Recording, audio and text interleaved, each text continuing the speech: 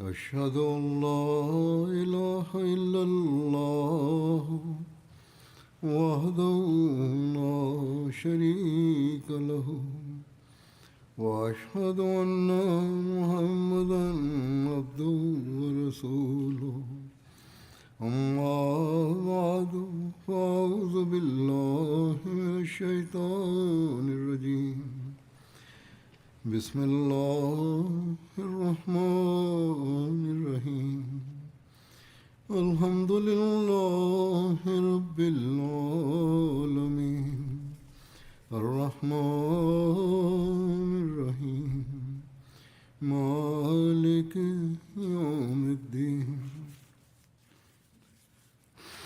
إياك نعبد وإياك نستعين اهدنا الصراط المستقيم صراط الذين أنعمت عليهم غير المغضوب عليهم ولا الضالين. Bismillahirrahmanirrahim. Àdúrà sọ wípé ìtàn òjíṣẹ́ ńlá sallallahu alayhi wa sallam lórí àwọn ogun tí wọ́n kópa nínú rẹ̀ ni ó ń lọ lọ́wọ́. Ní ọjọ́ tèní màá sọ̀rọ̀ nípa ogun Hunain. Ogun yìí wáyé ní Shawwal ọdún kẹjọ hijira. Kí ni nǹkan tí ó fà tí ó ń ṣe máa ń pè ní ogun Hunain? Ohun tó fà ní wípé ilẹ̀ Hunain jẹ́ ilẹ̀ kan láàrin Makka àti Taif. Ó jẹ́ ibùsọ̀ 26 sí ilẹ̀ Makka. Ibẹ̀ ni ogun náà ti wáyé. Èyí ló fà tí wọ́n ṣe ń pè ní ogun Hunain. Àwọn tí wọ́n pọ̀ tí wọ́n kópa nínú ogun yìí jẹ́ àwọn ìran Hawazin. Eléyìí ló tún fà tí wọ́n ṣe máa ń pè ní ogun Hawazin pẹ̀lú. Àwọn mìíràn tó pè ní ogun Autas nítorí pé ìkọ̀kan náà àwọn ọ̀tá wọ́n sá láti ilẹ̀ Hunain lọ síbi pẹ̀tẹ́lẹ̀ Autas. Àwọn mùsùlùmí tọpa wọn débẹ̀ tí wọ́n sì borí àwọn ọ̀tá ọ̀hún. Eléyìí ló fà tí àwọn èèyàn kan ṣe fún ní orúkọ yìí, ṣùgbọ́n ọ̀pọ̀lọpọ̀ àwọn onítàn ni wọ́n jẹ́ kí ogun Autas dá yàtọ̀. Ọ̀rọ̀ ogun Hunain wáyé nínú Al-Qur'ani báyìí wípé laqad nasarakumullahu fi mawatina kathiratin wa yawma Hunainin idh a'jabatkum kathratukum فلم تغن عنكم شيئا وضاقت عليكم الأرض بما رحبت ثم وليتم مدبرين ثم أنزل الله سكينته على رسوله وعلى المؤمنين وأنزل جنودا لم تروها وعذب الذين كفروا وذلك جزاء الكافرين ثم يتوب الله من بعد ذلك على من يشاء والله غفور رحيم. dájúdájú ní ọ̀pọ̀lọpọ̀ ojú pápá ogun ni Olúwa ti ṣe àtìlẹ́yìn fún yín, pàápàá jùlọ ní ogun Hunain, nígbà tí òǹkà yín tó pọ̀ jọjọ bẹ̀rẹ̀ sí ní gbé yín nínú, ṣùgbọ́n kò ṣàǹfààní kankan fún yín. Tóun ti bílẹ̀ ti gbòòrò tó, ó fún mọ́ yín. Lẹ́yìn èyí ni ẹ pẹ̀yìn dà. Síbẹ̀ náà Ọlọ́run bá sọ àsọ̀kalẹ̀ ìfọ̀kànbalẹ̀ rẹ̀ sí ọkàn òjíṣẹ́ rẹ̀ àti àwọn onígbàgbọ́ òdodo. Ó sì mú àsọ̀kalẹ̀ àwọn ọmọ ogun kan wá, eléyìí tí ẹ ò rí wọn. Wọ́n á fi ìyà jẹ àwọn kèfèrí. Irú ìjìyà yìí báyìí ní sì máa ń bẹ fún àwọn kèfèrí. Lẹ́yìn èyí, ẹni tí Olúwa Ọlọ́run bá fẹ́ á gba ìrònúpìwàdà rẹ̀. Aláforíjìn, aláàánú jùlọ sì ni Ọlọ́run ọba Allah jẹ́. Ohun kan tí ó fa ogun yìí ó ní pé nígbà tí wọ́n borí Mákà tán,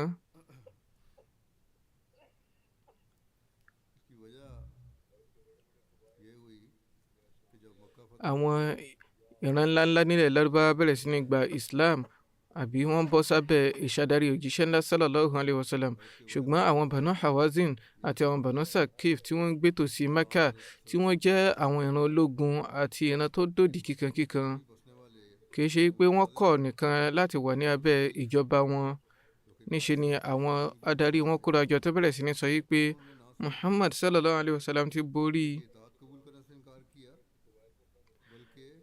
àwọn ìran lárúbáwá tó fi mọ́ Mákà láì ní tàbí ṣùgbọ́n ọ̀dọ̀ wa ló kù tí ó dojú kọ. ní tí ó wà dára ni kó jẹ́ pé kó tó wá sí ọ̀dọ̀ wa ká fúnra wa ká gbéra lọ ká lọ ṣe àkọlù fún àwọn fúnra wọn ni wọ́n wo ìwòye yìí. wọ́n bẹ̀rẹ̀ sí ní sọ wípé àwọn tí wọn ò ní kápá ni Muhammad sallallahu alayhi wa sallam ti bá jà kò tí ì bárù wa jà. àwọn ìran Saqif, Nasr àti Jusham ni wọ́n pawọ́pọ̀ pẹ̀lú àwọn Banu Hawazin pẹ̀lú gbogbo àwọn ọmọ ogun wọn. àwọn kan náà àwọn ìran Saad bin Bakr àti Banu Hilal náà kóra jọ pẹ̀lú wọn. wọ́n bẹ nínú àwọn ìgbà kan tó fi hàn yí pé àwọn Banu Hawazin tiẹ̀ ti bẹ̀rẹ̀ sí ní gbáradì láti kojú àwọn mùsùlùmí fúngbà pípẹ́ nítorí pé nígbà tí wọ́n rí pé Muhammad sallallahu alayhi wa sallam ti ń gbèrú ó ti borí àwọn Yahudi àti àwọn ìran yòókù ó sì ti kó wọn sábẹ́ rẹ̀. báyìí èyí bẹ̀rẹ̀ sí ní yọ wọ́n lẹ́nu kó mọ̀ di pé ìbọ̀rìṣà yóò tọ́ lórí ilẹ̀ tí Muhammad sallallahu alayhi wa sallam àti àwọn sàbẹ̀rẹ̀ wà jẹ gàba lórí gbogbo ọmọ aráyé. báyìí wọ́n bẹ̀rẹ̀ sí ní wí pé ẹ jẹ́ kí á dí wọn lọ́nà. wọ́n sì bẹ̀rẹ̀ sí ní gbáradì. lábẹ́ Urwa bin Mas'ud ni wọ́n fi kọ̀ọ̀kan ránṣẹ́ sí ilẹ̀ Jarash ní Jordan kó lè bá ara àwọn ohun ìjà àwọn nǹkan tí wọn yóò lò fógun wá. báwo ni ìró àwọn Banu Hawazin ìgbáradì àwọn Banu Hawazin yìí ṣe dé ọ̀dọ̀ òjíṣẹ́ ńlá sallallahu alayhi wa sallam? ó ṣẹlẹ̀ yìí pé nígbà tí òjíṣẹ́ ńlá sallallahu alayhi wa sallam jáde ní Medina tí wọ́n lọ sí ilẹ̀ Mákà láti borí rẹ̀, wọ́n ti mú àwọn ikọ̀ kan láti nìṣó wájú. àwọn ìran tó ń nìṣó yìí ni wọ́n gbá ìkan nínú àwọn èèyàn Hawazin mú tí ó jẹ́ ẹni tí ó ń ṣe alamí tó sì ń ṣọ́dẹ̀gbà fún àwọn Hawazin lórí àwọn mùsùlùmí. nígbà tí òjíṣẹ́ ńlá sallallahu alaihi wasallam béèrè lọ́wọ́ rẹ̀ tí wọ́n sì wádìí rẹ̀ dé kínníkínní, ó wá sọ fún wọn wípé àwọn Banu Hawazin ti kó ọ̀pọ̀lọpọ̀ ọmọ ogun jọ, bẹ́ẹ̀ sì ni àwọn Banu Saqif náà ti pawọ́pọ̀ pẹ̀lú wọn. wọ́n sì rán àwọn oníṣẹ́ láti lọ ra àwọn ìjagun nílẹ̀ Jurush. inú ìgbáradì yìí ni àwọn Banu Hawazin wà tó di pé wọ́n borí Mẹ́kà láì ní ìfagagbága tí ó pọ̀. èyí ló ń mú kí àwọn Hawazin ṣe ìpinnu pẹ̀lú gàrú wọn lórí wòye sí agbára táwọn ní pé ní báyìí àwọn fúnra wọn làwọn yóò lọ kojú Muhammad sallallahu alayhi wa sallam àti àwọn ẹmẹ̀wà wọn. bẹ́ẹ̀ ti ń fọn rere rẹ̀ káàkiri pé àwọn làwọn lè borí àwọn mùsùlùmí táwọn ó borí wọn táwọn yóò sì pa wọ́n run. báyìí ni gbogbo àwọn ìran yìí ṣe yan adarí àwọn Hawazin tí í ṣe ọmọ 30 ọdún Malik bin Auf. wọ́n yàn láti jẹ́ akọni adarí ogun wọn. wọ́n sì kó àwọn ọmọ ogun ọ̀kẹ́ kan jọ lábẹ́ rẹ̀ tí wọ́n gba ọ̀nà Hunain lọ. balógun àwọn Banu Hawazin yìí Malik bin Auf gbé ìgbésẹ̀ kan fún ogun yìí nílùú èyí tó jẹ́ pé ó fẹ́ mọ́ wáyé rí nínú gbogbo ìtàn Lárúbáwá. èyí ni wípé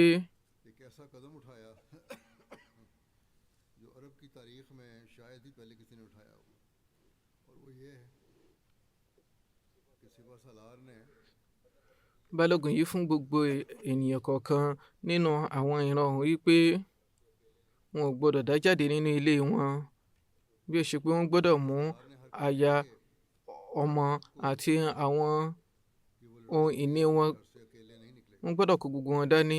àfojúsùn rẹ̀ náà sì ni wípé kí gbogbo àwọn ọmọ ogun rẹ̀ kí wọ́n lè jà tẹ̀mítẹ̀mí,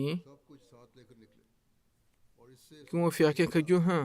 ohun kan tí ó máa wà níwòye rẹ̀ ni wípé wọn yóò mọ̀ pé àwọn ò ní ọ̀nà àbáyọ nítorí pé gbogbo tayatọmọ àti ohun ìní rẹ̀ ń bẹ pẹ̀lú wọn lọ́jọ́ yìí. ọ̀rọ̀ tó wà nípa Durayd bin Sima tí ó ṣe ìgbìyànjú àti dá wọn lẹ́kùn ogun yìí, ẹni yìí jẹ́ kan náà àwọn ìran Hawazin.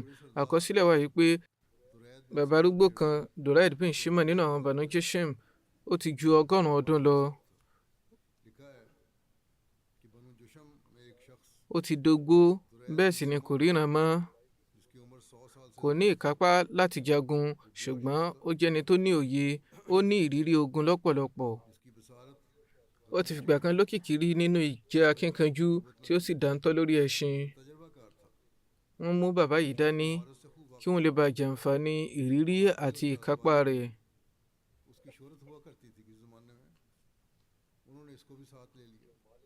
Nígbà tí Malik bin Auf rí i pé òun ti pinnu láti pawọ́pọ̀ pẹ̀lú àwọn ènìyàn lọ dojúkọ òjíṣẹ́ ńlá sallallahu alayhi wa sallam, tí àwọn ènìyàn sì ti kó ohun gbogbo ìní wọn dání tí wọ́n fi dé ilẹ̀ Autos, ibẹ̀ ni wọ́n pàgọ́ sí. Báyìí bàbá arúgbó yìí Durayd bin Sina wọ́n sọ̀kalẹ̀, wọ́n fọwọ́ kanlẹ̀, wọ́n sọ pé ibi pẹ̀tẹ́lẹ̀ wo lẹ wà yìí? Wọ́n sọ pé pẹ̀tẹ́lẹ̀ Autos ni. Bàbá yìí wípé àyè yìí dára fún àwọn ẹṣin láti rìn, torí kò lè débi tí yóò ní wọn lára, kò sì tún rọ̀ débi tí ẹsẹ̀ wọn yóò rì. Ṣùgbọ́n ìṣe tí mò ń gbọ́ kan ọmọdé, ohùn àwọn ràkúnmí, kẹ́tẹ́kẹ́tẹ́ àti ewúrẹ́.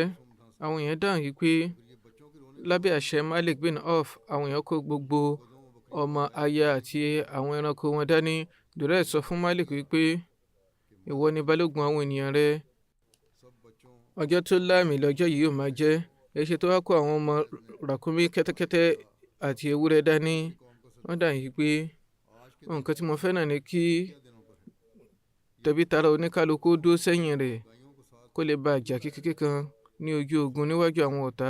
Durayd sọ pé ìwòye yìí ò tọ́, mo fi Ọlọ́run bá ṣẹ̀rí, ẹran ló máa dà. Èyí ni pé o ò mógun jà, o ò ní ìrírí ogun. Wọ́n wí pé ǹjẹ́ ìran tó bá kó ìjákulẹ̀ wọn a máa rí nǹkan kan jèrè bí? Tẹ́tí o gbọ́, ohun kan tí ń ṣàǹfààní fúnni lójú ogun ni ọkọ̀ àti idà ẹni. Gbógun ò bá wá gbé ọ, wàá pàdánù aya, ọmọ àti ohun gbogbo ìní rẹ. Ẹ̀rẹ̀ Malik, èéṣe tí o ṣe mú àwọn ọmọ ogun àti ẹṣin bọ́ síwájú, kó kó àwọn obìnrin àti ohun ìní, kó kó wọn lọ pamọ́ sínú odi. Lẹ́yìn náà kó bọ́ sórí ẹṣin, kó bá wọn jà, kí àwọn ọmọ ogun orí ilẹ̀ kí wọ́n wà láàrin yín. Bí ẹ bá borí, àwọn ìbátan yín àti ohun ìní yìí ń bọ̀ wá bá yín. Bí ẹ bá sì kùnà, ẹ ó láǹfààní àti lọ bá wọn. Lọ́nà báyìí,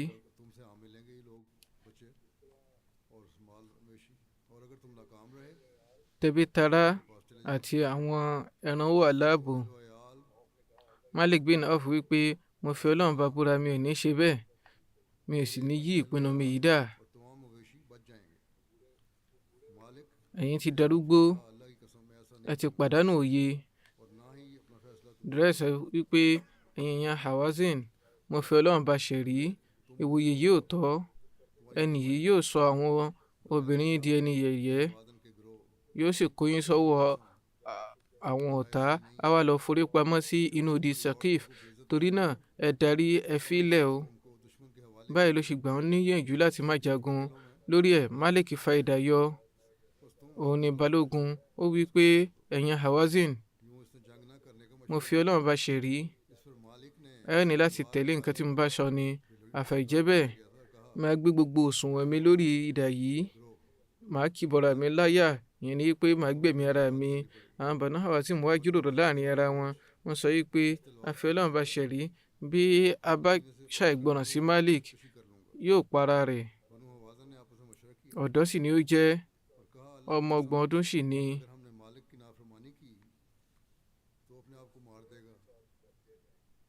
A wà ṣẹ́kù lọ́wọ́ Durayd tó ti darúgbó, tá a lè pawọ́pọ̀ jà pẹ̀lú rẹ̀. Torí náà ẹ gbà fún Malik, nǹkan tí wọ́n sì ṣe lélẹ́yìí. Malik wá bèèrè lọ́wọ́ Durayd wípé ǹjẹ́ o tún ní ìwòye mìíràn lẹ́yìn eléyìí? Durayd sọ pé bẹ́ẹ̀ ni. Ẹ jẹ́ káwọn kan nínú yín lúgọ, àwọn ni wọn yóò lè ṣàǹfààní fún yín. Bí àwọn ọ̀tá bá ṣe àkọlù fún yín láti ẹ̀yìn, àwọn náà ṣàkọlù fún wọn látẹ̀yìn. Ẹ ó sì ní àǹfààní láti tún ṣe àkọlù padà. Bó bá yẹ pé ẹ̀yin lè sì ṣe àkọlù, ẹnikẹ́ni nínú wọn ò ní lè ríbi dẹ̀yìn. báyìí Malik sọ fún àwọn ènìyàn rẹ̀ wípé kí wọ́n lọ farapamọ́, kí wọ́n lọ lúgọ síbi àwọn ẹnu ìpẹ̀tẹ́lẹ̀, kí wọ́n sì ṣe àkọlù àkọ́kọ́ kí wọ́n lè bá borí àwọn ọmọ ogun mùsùlùmí. Òjíṣẹ́ ńlá sallallahu alaihi wasallam ti gba ìró ìgbáradì àwọn Banu Hawazin. ẹ̀la rẹ̀ lọ báyìí wípé a ti mẹ́nuba díẹ̀ nínú rẹ̀ níṣáájú wípé ìró ti dé Mákà. Òjíṣẹ́ ńlá sallallahu alaihi wasallam ti fi Abdullah bin Abi Hadrad Aslami ránṣẹ́ láti lọ mọ gbogbo àwọn ìgbáradì àwọn ìran Hawazin. Àwọn ni wọ́n ti kọ́kọ́ fi alamí ránṣẹ́. Nígbà tí wọ́n gbáradì, òjíṣẹ́ náà sallallahu alaihi wasallam náà fi èèyàn ránṣẹ́ sí wọn láti lọ ṣọ́de gbà wá. ẹni yìí ni Abdullah bin Abu Hadrad Aslami. wọ́n ríbi rápálá wọ àárín àwọn ọmọ ogun Hawazin. wọ́n lọ káàkiri, wọ́n sì gba gbogbo ìró tí ó ń lọ láàrin wọn. wọ́n wà pẹ̀lú wọn fún bí ọjọ́ kan sí méjì, tí àwọn fúnra ń gbọ́ tí Malik ń sọ tí ó ń fún àwọn ènìyàn rẹ̀ ní kóríyá wípé Muhammad sallallahu alaihi wasallam ò bá àwọn ènìyàn bíi tiwa yìí jà rí. láwọn tí wọ́n gbọ́ ń pa ogun, àwọn kan tó kàn ń bá jà wọ́n jẹ́ àwọn ọ̀dọ́ kan tí wọn ò mógún jà, torí ẹ̀ náà ṣe ń borí wọn. torí náà bílẹ̀ bá mọ́, ẹ kó àwọn ẹran yín àti àwọn obìnrin yín sẹ́yìn yín, kí ẹ sì ṣe àkọlù lẹ́ẹ̀kan náà. ẹ dá gbogbo àwọn apó yín, ẹ jà níjà ọmọ ogun ọ̀kẹ́ kan tí ó nídà tí ò lápò. ẹ jà pẹ̀lú ìṣọ̀kan. ẹ mọ̀ yìí pé ẹni bá kọ́kọ́ ṣe àkọlù ni yóò borí. lẹ́yìn náà Abdullah bin Abu Hadrad lọ sí ọ̀dọ̀ òjíṣẹ́ ńlá sallallahu alaihi wasallam. wọ́n kéré ohun gbogbo fún wọn. òjíṣẹ́ ńlá sallallahu alaihi wasallam ò ní nǹkan náà mọ́. ó di pé ó di kànpá fún wọn láti gbáradì fún ogun. kó tó di pé òjíṣẹ́ ńlá sallallahu alaihi wasallam jáde Mákà láti lọ kojú àwọn Banu Hawazin, wọ́n ṣe àyẹ̀wò káàkiri gẹ́gẹ́ bí wọ́n ti ń retí ogun. ohun kan tó ń bẹ lọ́dọ̀ àwọn mùsùlùmí kéré jọjọ láti wá tán láti pé gbogbo àwọn àìní yìí. òjíṣẹ́ náà sallallahu alaihi wasallam yá àwọn owó díẹ̀ lọ́dọ̀ ọlọ́rọ̀ Mákà Safwan bin Umayyah tó sì jẹ́ abọ̀rìṣà nígbà náà. wọ́n yá àwọn ohun ìjagun kọ̀ọ̀kan lọ́dọ̀ rẹ̀. ó wí fún wọn wípé ǹjẹ́ ẹ fẹ́ yá ni àbẹ́ fẹ́ gbà lágbára káká? òjíṣẹ́ náà sallallahu alaihi wasallam dáhùn pé ó tí o, a fẹ́ yá ni, a sì ń fún yín ní àmọ̀dájú pé a ó dá wọn padà. báyìí ni ó gbà láti fi wọ́n lẹ̀. ó wá fún wọn ní àhámọ́ra ogun 100 pẹ̀lú akoto ogun, asà àti bẹ́ẹ̀ bẹ́ẹ̀ lọ. nínú àwọn ẹgbàá kan wọ́n sọ wípé ó fún wọn ní ràkúnmí náà tí yóò gbé àwọn ohun ìjagun yìí. lẹ́yìn ogun, nígbà tí wọ́n kó gbogbo àwọn àhámọ́ra ogun Safwan jọ láti dá padà, wọ́n dínkù nítorí pé wọ́n ti fún wọn ní àmọ̀dájú wípé wọn yóò dá gbogbo ẹ̀ padà. báyìí òjíṣẹ́ náà sallallahu alaihi wasallam bá Safwan sọ̀rọ̀ wípé ò bá gbowó ohun tó ṣẹ́kù yìí, ṣùgbọ́n Safwan yìí ti yàtọ̀ sí Safwan ìgbà tó ń yá wọn ní nǹkan. Safwan fúnra rẹ̀ kópa nínú ogun Hunain tó ti jẹ́ pé abọ̀rìṣà ni. lẹ́yìn ìṣẹ̀lẹ̀ Hunain ni ó gba Islam. èyí ni pé ó kópa nínú ogun yìí ṣùgbọ́n abọ̀rìṣà ni ó jẹ́. lẹ́yìn ogun yìí ni ó gba Islam. èyí ló fà tó jẹ́ pé nígbà tí òjíṣẹ́ náà sallallahu alaihi wasallam sọ fún wípé kí ó gba òṣùwọ̀n owó àwọn àhámọ́ra ogun ọ̀hún, Safwan sọ wípé la ya Rasulullah li'anna fi qalbi yawma ma lam yakun yawma idhin. ó ti òjíṣẹ́ Ọlọ́run ọba sallallahu alaihi wasallam torí pé ohun tó ń bẹ lọ́kàn mi, ipò ọkàn mi lọ́jọ́ tèní ó yàtọ̀ sí ti ọjọ́ ìṣáájú. wọ́n kọ̀ láti gbà á. lọ́nà báyìí wọ́n tún yá 500 ọkọ̀ lọ́dọ̀ ìbátan wọn Nawfal bin Harith. wọ́n sọ wípé mo rí tí àwọn ọkọ̀ rẹ̀ yóò wọra àwọn ọ̀tá. ní tó túmọ̀ sí ni wípé àwọn tó kù náà wọn yóò sì ná pápá bora, àná ńlá ni yóò jẹ́ ti wọn. lẹ́yìn náà wọ́n yá àwọn ohun ìjagun kọ̀ọ̀kan lọ́dọ̀ Ibn Abi Rabi'a náà pẹ̀lú. èèyàn lè wòye sí ìwà ọmọlúwàbí òjíṣẹ́ náà sallallahu alaihi wasallam níbi pé òjíṣẹ́ náà sallallahu alaihi wasallam ti borí Mákà.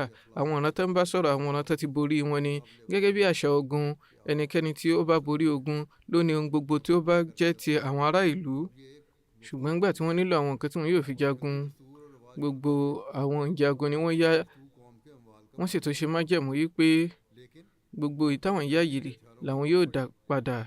Bákan náà wọ́n tún yá 1.5 sí 2 dirham lọ́dọ̀ ọba kan Abu Jahl tí í ṣe Abdullah bin Abi Rabia.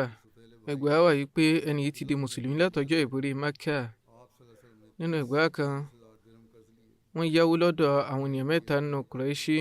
Wọ́n yá 2.5 lọ́dọ̀ Safwan bin Umayyah, 2 lọ́dọ̀ Abdullah bin Abi Rabia, 2 lọ́dọ̀ Huwaiti bin Abdul Uzza. Gbogbo ẹ̀ jẹ́ 6 dirham. Nínú àwọn ẹgbàá kan, àwọn owó tí wọ́n yá yìí wọ́n yá wọn lẹ́yìn ìborí Mákà láti ṣe àránṣe fún àwọn aláìní nínú àwọn sàábé. Wọ́n pín àwọn owó yìí fún wọn. Oníkálukú wọn rí bíi 50 dirham gbà. Nínú ẹgbàá kan wọ́n sọ wípé wọ́n fi owó ìsanwó ẹ̀jẹ̀ àwọn ènìyàn Banu Jazima táwọn kan ṣèṣì ṣekú pa. Ó ṣeéṣe kó jẹ́ pé onírúurú àwọn nǹkan kọ̀ọ̀kan ni wọ́n nílò àwọn owó yìí fún tí wọ́n ṣe yá wọn, léyìí tó dìrọ̀ mọ́ àtìlẹ́yìn fún àwọn aláìní àti owó ẹ̀jẹ̀. Ọlọ́run bá ní ó mọ̀ jùlọ nípa rẹ̀. Àwọn nǹkan tí ó ṣẹ́kù a máa mẹ́nubà lọ́jọ́ iwájú inshallah. Lẹ́yìn ìran Jímọ̀ màá kí jánásà ghaib 2. Ìkànnì tí Makaram Khawaja Mukhtar Ahmad Butt Sahib tí wọ́n jẹ́ ọmọ Khawaja Abdulrahman Sahib Bara Sialkot. Wọ́n papòdà ní ọjọ́ tí ó kọjá lọ lónìí ọdún 92 inna lillahi wa inna ilayhi raji'un. Ilẹ̀ Sialkot ni a ti bí wọn.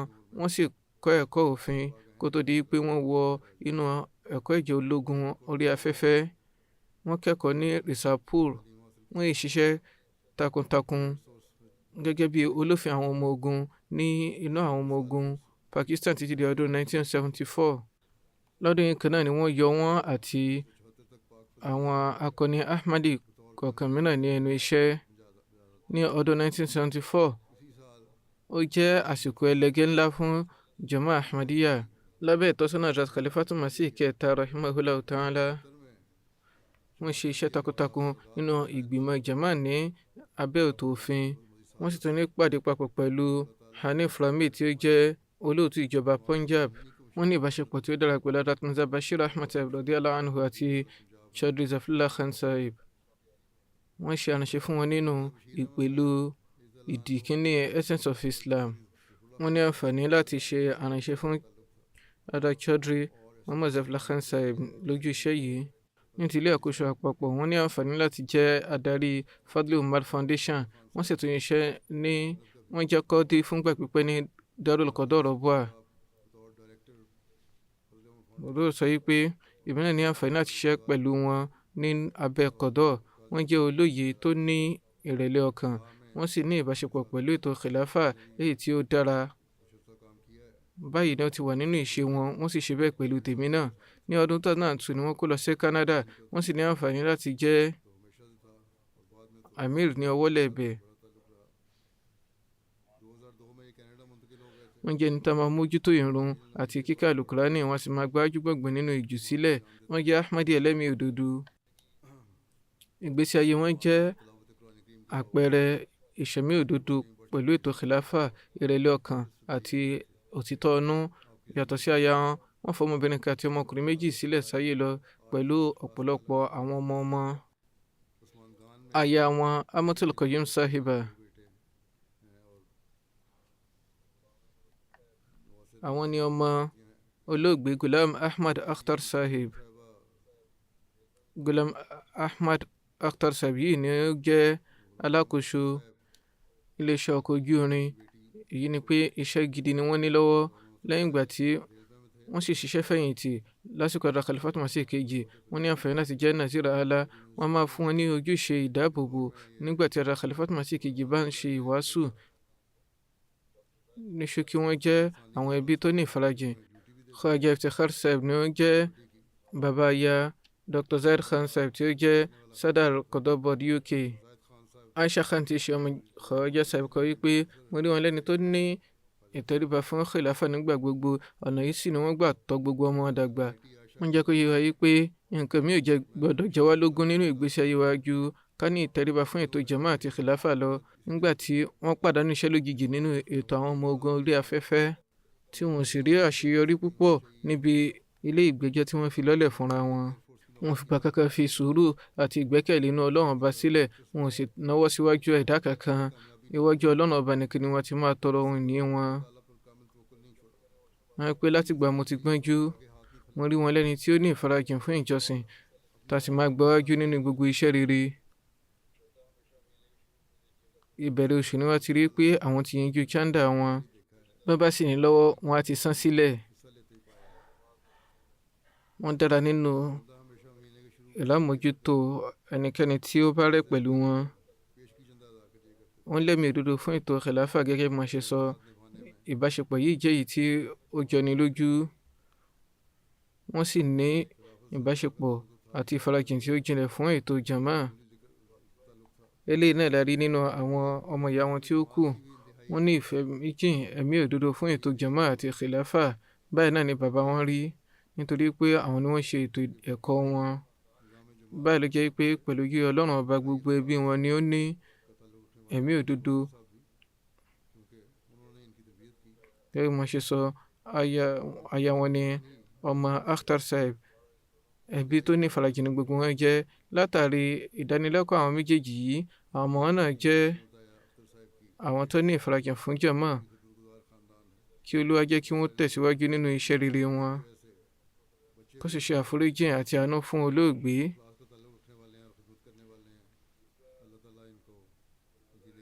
Jánásà ẹlẹ́ẹ̀kejì ní ti Sajida Begum Sahib àti Shaya Nazir Ahmad Sahib láti India. Àwọn náà papòdà ní ọjọ́ tí ó kọjá lọ lẹ́yìn ní ọdún 75. Inna lillahi wa inna ilayhi raji'un. Pẹ̀lú kí Ọlọ́run ọba aláàmúsíà ni wọ́n jẹ́. Yàtọ̀ sí ọkọ wọn, wọ́n fi ọmọbìnrin 3 àti ọmọkùnrin 4 sílẹ̀ sáyé lọ. Tahir Ahmad Tariq Sahib tí ó jẹ́ Naib Nazir Islah Rishad, ìyá ni wọ́n jẹ́ fún wọn. Wọ́n wá láti ṣe aṣojú ní UK ní bíbá yìí, ìyẹn Tahir Ahmad Sahib. Lẹ́yìn wọn ni wọ́n papòdà. Eléyìí ni ò ní jẹ́ kí wọ́n lè kópa nínú jánásà wọn. Ẹbí tó ní ìfarajìn ni àwọn náà jẹ́. Àbúrò Tahir Sahib tí ṣe ọmọ kékeré, Shabil Ahmad Mualim ló náà jẹ́ nínú jàmá. Ìkan náà àwọn ọmọbìnrin wọn náà ó jẹ́ aya Mubalik Silsila tí í ṣe Jabbar Sahib. Àwọn ọmọ ọkùnrin 2 tó kù, àwọn náà ń ṣiṣẹ́ fún jàmá. Torí náà àwọn ẹbí tó ní ìfarajìn ni wọ́n jẹ́. Kí Olúwa ṣe àforíjì àtàánú fún wọn. Tahir Ahmad Tariq Sahib kọ yí pé láti bí ọdún 25 sẹ́yìn ni wọ́n ti ní ìṣòro nínú èémí. Wọ́n sì fi sùúrù àti ìfaradà lu gbogbo àwọn àsìkò yìí. Wọn ò ní fi ẹ̀hónú hàn nípa ẹnikẹ́ni. Chalkot Rajuri ni wọ́n ti wá ní Jammu Kashmir. Látàrí Hazrat Qazi Muhammad Akbar Bati Sahib tí í ṣe ìsàbí Hazrat Masih Maud alayhi salam ní jàmá ìṣèwọ́nú ẹbí wọn. Báyìí jàmá tàn káàkiri ní ẹbí wọn. Wọ́n jẹ́ ẹlẹ́sìn tá a máa gbààwẹ̀ déédéé tí a sì máa kírun déédéé. Wọn ò kàwé púpọ̀, ṣùgbọ́n láti kékeré ló ti jẹ́ pé bọ́jọ́ bá ti rọ̀ wọ́n á kọ́ wa ní àwọn àdúrà náà Al-Qur'ani, àwọn ìwé Hazrat Masih Maud alayhi salatu wassalam, àwọn ahadith àti àwọn ìtàn àwọn òjíṣẹ́ Ọlọ́run ọba. Wọ́n jẹ́ ẹni tó dáńtọ́ nínú ìdánilẹ́kọ̀ọ́. Wọ́n ní ìkómára fún àwọn tẹbí tará. Wọ́n ní ìfẹ́ tí ó jinlẹ̀ fún ètò khilafa àti ètò jàmá. Wọ́n finú fẹ́ dọ̀ fi wá sínú ètò wákfù ni. Wọ́n sì máa ní kíkí mọ́ fún wa pé ká ṣe àmúpé wákfù wa.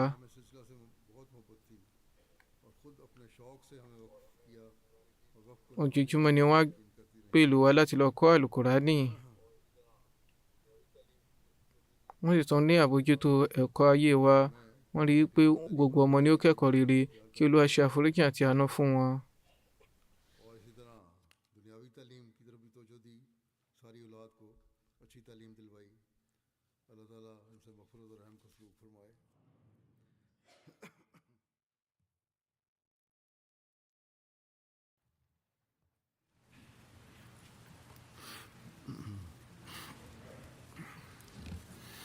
الحمد لله الحمد لله نحمده ونستعينه ونستغفره ونؤمن به ونتوكل عليه ونعوذ بالله من شرور أنفسنا ومن سيئات أعمالنا من يهده الله فلا مضل له ومن يضلل فلا هادي له ونشهد أن لا إله إلا الله ونشهد أن محمدا عبده ورسوله عباد الله رحمكم الله إن الله يأمر بالعدل والإحسان وإيتاء ذي القربى وينهى عن الفحشاء والمنكر والبغي يعظكم لعلكم تذكرون اذكروا الله يذكركم وادعوه يستجب لكم ولذكر الله أكبر